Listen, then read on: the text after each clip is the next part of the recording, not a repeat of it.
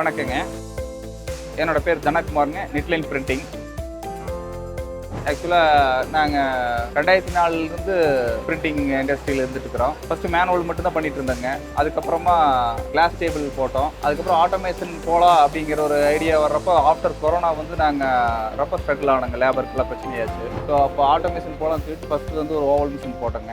அதுக்கப்புறம் next year புது machine வந்திருந்ததுங்க ஃபாஹிக்யூவில். So அந்த 18 கலர் 20 பேலட்டு அதுதான் எடுத்தோம். நல்லா இருந்துச்சுங்க. அதுக்கப்புறம் பார்த்து இந்த வருஷம் அகைன் மறுபடியும் எக்ஸ்டெண்ட் பண்ணுறதுக்காக மறுபடியும் ஃபாஹிக்யூ 12 கலர் 14 பேலட்டில் ஒன்று எடுத்துருக்குறேங்க. ப்ரொடக்ஷன் சைடில் நல்லா இருக்குதுங்க, பிரச்சனை இல்லைங்க. ஸ்மூத் ரன்னிங் கரெக்டாக போயிட்டு இருக்குன்னு வைங்களா. பார்த்தா ஒரு 3000-3500 பீஸு 1.5 ஷிஃப்ட்டில் ரன்னிங் எடுக்கலாம். ஸ்க்ரீன் வந்து கிளியறதோ அந்த மாதிரி இதெல்லாம் வந்து கொஞ்சம் பிரச்சனை வராதுங்க. கூப்பிட்டா இமீடியட்டாக எனி டைம் வர்றாங்க, ஒன்றும் பிரச்சனை இல்லைங்க. ஒரு டைம் இந்த மாதிரி ஒரு ப்ராப்ளம் இருக்குன்னு சொல்லி கூப்பிட்டு சொன்னாங்க.